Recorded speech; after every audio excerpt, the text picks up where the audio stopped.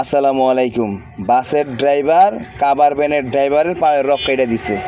শুনতে অবাক লাগে, হ্যাঁ এটাই বাস্তব।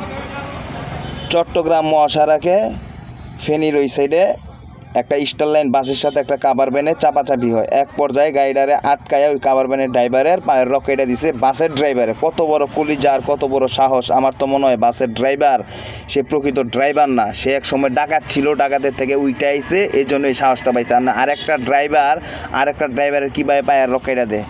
কিরে বান্দির বাচ্চা, তোর এত সাহস কেমন হইল? হ্যাঁ, তোর বাড়ি ফেনীর ওদিকে দেখে এত সাহস পাইছস? এত বড় কলিজা? হ্যাঁ, দেশে আইন নাই, প্রশাসন নাই, তারা কি এটা বিচার করতে পারতো না? যদি কাবার ভ্যানের কোনো দোষ হয়ে থাকে, এটা আপোষের মাধ্যমে বিচার আছিল। কিন্তু তুই কি করলি? তার পায়ের রক কেটে দিলি। তোর ফ্যামিলি আছে, ওর ফ্যামিলি নাই, ওর বাল বাচ্চা নাই।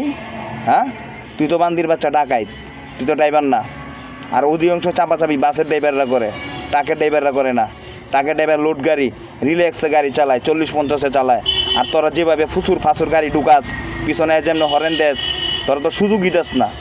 সামনে কি আছে, গাড়ি আছে না কি আছে তা দেওস না।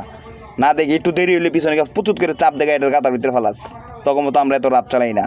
অতএব এটা সুষ্ঠু তদন্ত করে আমরা বিচারের আওতায় যাতে ওই বাসের ড্রাইভাররা আনা হোক, আমরা এটা তীব্র নিন্দা প্রতিবাদ জানাই, যাতে এটা সুষ্ঠু বিচার হোক।